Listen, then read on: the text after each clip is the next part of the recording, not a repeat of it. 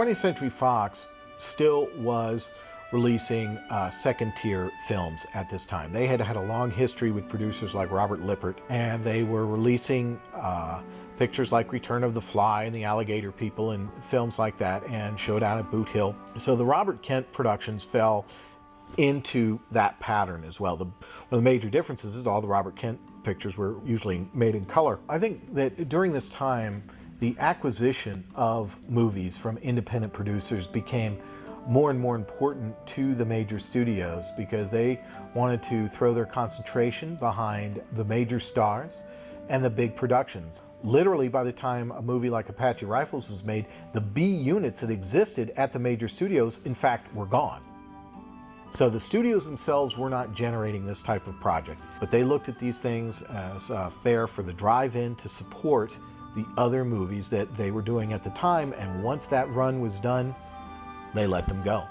Many of the independent producers and B producers from this era always thought in terms of multiple movies when they were making their deals, and usually were selling a slate to a distributor. In the case of Apache Rifles, again, this was a slate that Kent was going to do with Audie Murphy that was going to include Arizona Raiders, and then 40 Guns to Apache Pass, and then the Quick Gun, and essentially then sit down and prep everything for each movie and then seamlessly go from one project to the other. Certainly a gathering together of great, solid, professional people who are at the top of their game, knew their business backwards and forwards, and went out to make a very efficient and very solid Western.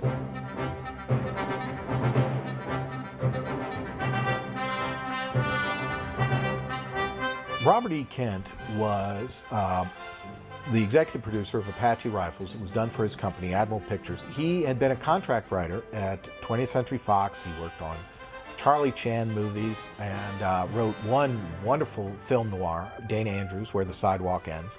Then he moved to RKO, and again, as a journeyman, and he was writing Dick Tracy films. And one of his early Western credits, Bad Men of Missouri, a Western starring Dennis Morgan that was directed by Ray Enright, is famous now only because it's the movie that when it was offered to Humphrey Bogart, he was so angry that Warner Brothers offered him this after High Sierra that he walked out on his contract. So that was kind of his notorious footnote.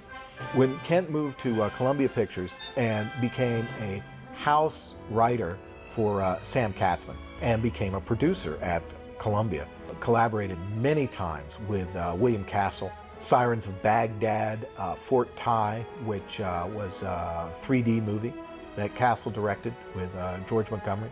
And he also did scores of horror films, as well as film noirs like Miami Expose and New Orleans After Dark. And then later, when Kent started to produce his own films, probably the most famous film that he did was It, the Terror from Beyond Space, which of course became the inspiration for Alien. So he really was going from pillar to post, whatever the requirements were that Katzman needed, or if Kent initiated a project, then he could handle it, and always worked with people with whom he had a history and that he could trust, because he was delivering these movies for a price. And Admiral Pictures was doing movies for United Artists. They did movies for 20th Century Fox. So he had the connections at the studios and had major distribution on all of these films, but they needed to be done for a very specific price.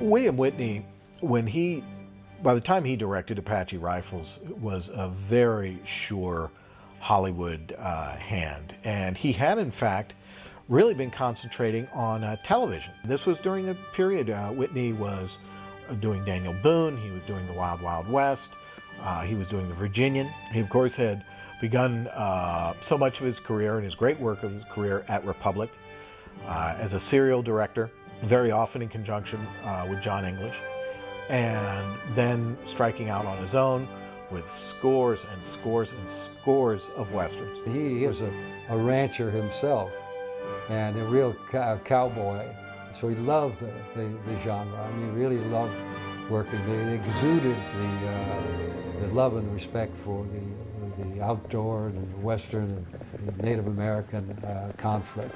It's interesting that Whitney's reputation is based now really on a lot of work that has not been widely exposed, because there's a whole generation of film goers and film buffs and filmmakers who have not even seen a single Republic serial. And Whitney learned how to not only do action and do it efficiently, but also do his sequences. And he said that he used to choreograph them like a dance. They do it fast.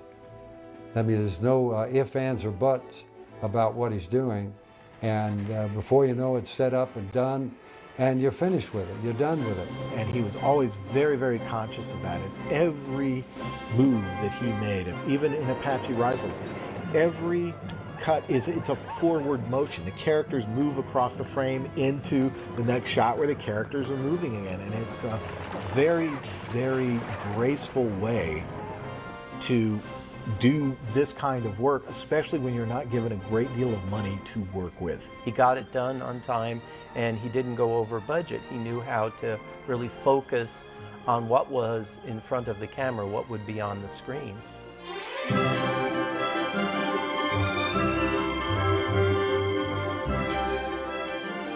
Robert E. Kent did not write the screenplay for Apache Rifles, but he hired a television writer. He was one of these guys, always was going to bring in the best professionals he could afford to do the job he needed done for the amount of money he had at hand. He was a very, very efficient producer in that way. Screenwriter Charles B. Smith had done actually very few features, but an enormous amount of television. And of course, he was operating during a time when, if you were working in the area of film television, you were writing a lot of Westerns. And one of the shows that he did a number of episodes for, Shotgun Slade with Scott Brady. He also wrote a lot of episodes of The Deputy with Henry Fonda that was produced by Norman Lear. And these were done for Review Television at Universal. And these were the half-hour Westerns. And those scripts had to be very tight. Dios nos proteja. I said, sir, please have mercy on us. I think we've ridden right into a trap. Charles was the exact perfect writer for a project like Apache Rifles, because he knew how to write to the dollar sign, which was always considered a plus for movies like this.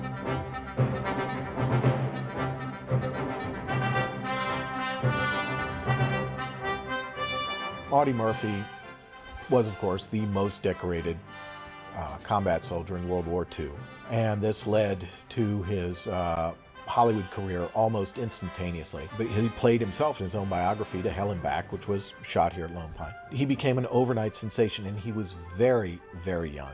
And he was put under contract to Universal, which really put him consistently in Westerns and action movies. He did an early Western with Don Siegel called Duel at Silver Creek, which is a very colorful, very high energy Western that is, I think, very, very good. And Murphy's career did well. He was a lot more relaxed and a lot more natural in front of the camera than many people who came from literally no background of acting, no formal training at all. He was actually pretty impressive. He was very, very honest.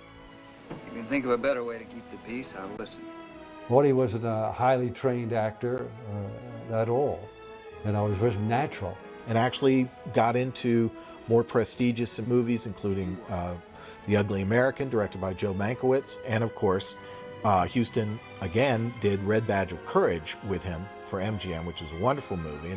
And a film that has resonance to Apache Rifles is Walk the Proud Land, which is a very serious film about the conditions of life on the Indian reservations. And in that movie, he played the very famous Indian agent, John Clum, who captured Geronimo. Audie Murphy in the film plays essentially a truly racist cavalry officer. He has total, complete contempt and hatred for the Indians and for Apaches in particular. He was an expert at killing Indians, and in fact they know who he is. His reputation precedes him in the movie when he is finally confronted by Victorio and Victorio's son, played by Michael Dante. Be careful what you say. He went to mission school. He speaks English. All my people understand you, Captain Stead. You are like a wolf who moves among sheep, killing for the pleasure of it. Audie was very, very sensitive, very subtle, and quiet. Audie was the most feline human being I ever met in my life. He was like a cat. When he moved, it was like just like a wisp. He disappeared. You turn your back 1 second and so forth, and he's gone. He is softened when he really interacts with the Indians, and even more so because he then becomes emotionally involved with Linda Lawson, who is herself half Cheyenne. It's amazing what a full stomach and a little soap and water can do, isn't it, Captain? Yes, ma'am. It sure is. Well, you mean I almost appear to be human? When he held a pistol, it was like caressing a woman. He had such great finesse with weapons. He handled the weapon with such love and respect. Later on, the interest in Westerns and certainly lower budgeted Westerns started to wane. And Murphy's career started to take a little bit of a dive as he got older. He did a spaghetti Western, The Texican, with Leslie Salander, who was a Republic director. And he did several low budget, medium budget films for Fox and Columbia in the mid to late 60s. But this was really towards the very end of his career. And I always thought for years that he didn't, he wasn't given the opportunity to do things that he was capable of doing. He was a much better actor than they thought he was. Captain? Doc?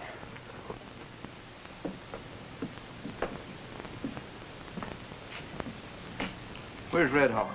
Well, Dante does, I think, a wonderful job in the movie. He played a number of Native American characters throughout his career because he had those great features, very chiseled. He's very noble looking, dark skinned. I got the role from a show I did. It was the Death Valley Days that at that time Robert Taylor was hosting. And from that, I met director William Whitney to play this character. He plays Vittorio's son. Now, the real Vittorio was a warrior, Mescalero Apache. The son character is essentially the warrior side of the father, who is then going to inherit the responsibility of the tribe when his father dies and he becomes chief. So when you have a character that is the leader of a nation, you have to make decisions. And what I did with Red Hawk was maintain his dignity and nobility and not behave like the white man.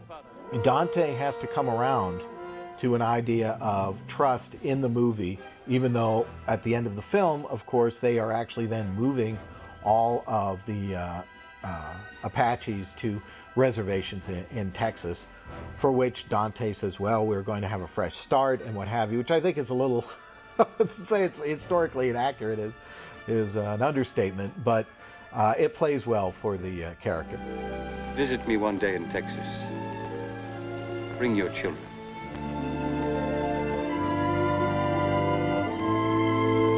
And he also gives up the girl who he is in love with. So they have really two things going on, that the cultural differences, and they are also vying for the same woman. This role led to the series, the Custer series, playing Crazy Horse. And then Charlie Pierce saw me in the series playing Crazy Horse and said, that's the guy I want for Winterhawk. Where? The next order I get will be shoot to kill. We ain't leaving, Captain. LQ always made me laugh because he always busy creating something and doing something different. By the time Apache Rifles was made, LQ had really established himself. He was so perfect. He was for Westerns. Of course, he had come to prominence in war films, Raoul Walsh, Battle Cry. But as soon as he hit the saddle, it seemed to just be absolutely the perfect place for him. He's a terrific character actor. I like his work, and We worked together in Winterhawk later on. What do you know? Just like the last two Sundays. And playing braggarts and loud, very threatening hillbillies, of course, as he had done in countless movies before Apache Rifles and hundreds of television shows. And he just did it extremely well. And one of the big differences with an actor like L.Q. Jones and a lot of other fellows who were specializing in parts like this is he was young and he was good looking. And so it was a whole different type of villainy. Help me get rid of those two. Oh, no. Killing Apaches against the law. Besides, I ain't looking forward to spending the next few years in jail. Who are you anyway? What are you? My name is Gillis. I'm a missionary from the school in Santa Fe. A missionary? Huh. Well, so civilization finally comes to the Apaches. Well, I think the background for Apache Rifles, at the time it was made, we'd already seen movies like Broken Arrow, Raoul Walsh's A Distant Trumpet, which has many elements that we see in Apache Rifles. In that case, Troy Donahue as a cavalry officer defying his own commanding officer to side with the Indians. Cheyenne Autumn, of course, had already been made by this time. And Linda Lawson's character as a missionary teacher on the reservation, who is herself half Native American, really has great echoes of what Carol Baker did in the John Ford movie. Do you believe he spoke the truth? He thinks Indians are the lowest animal alive.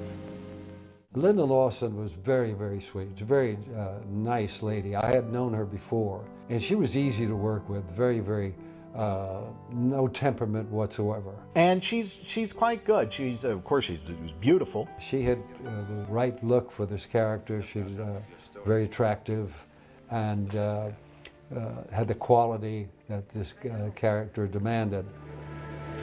I'm not ashamed that my mother was a Comanche.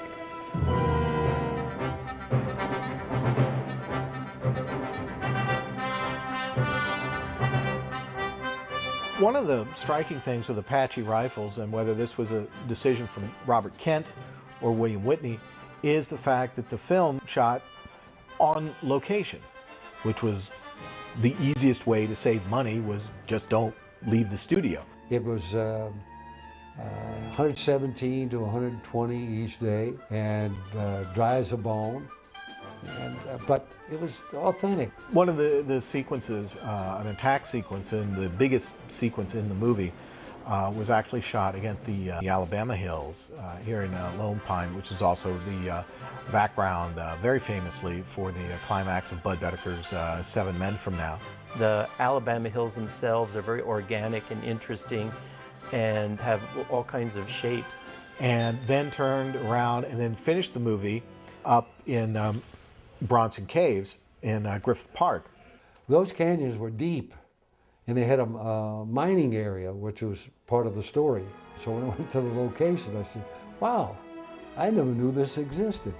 In one of the scenes, L.Q. Jones tortures Michael Dante at the mouth of the cave that is famous for several things. John Wayne, of course, scoops up Natalie Wood at the end of The Searchers at that cave. And of course, that's also where the wonderful carrot monster from Venus, Beulah, comes out of the cave and kills Lee Van Cleef at the end of Roger Corman's It Conquered the World.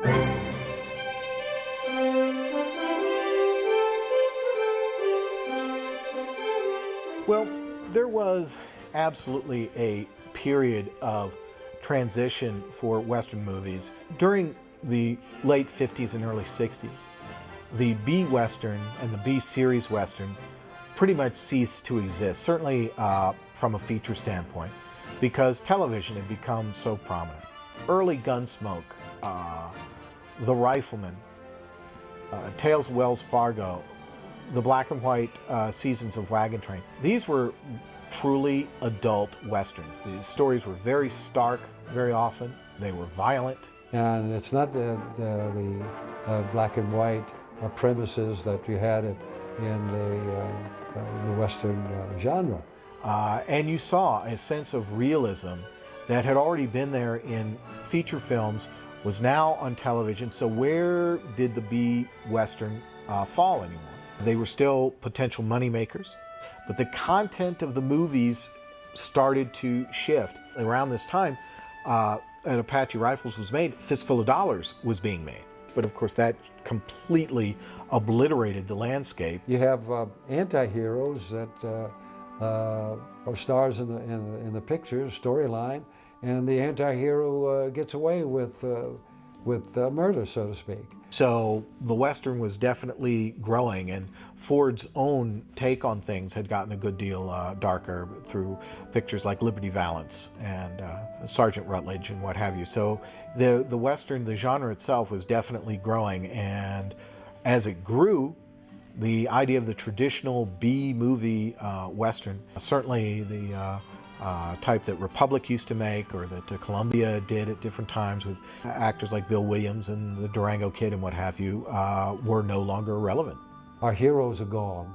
You don't have the heroes we had in sports and the Westerns and our movie stars and so forth.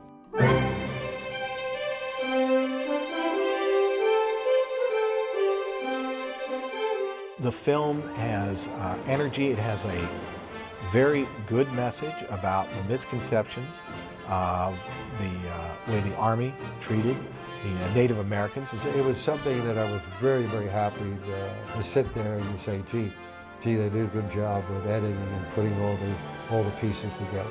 It has a foot in history because of the inclusion of Victoria as a character. It's also very well-directed and terrific example of a type of movie making that Hollywood doesn't really do anymore.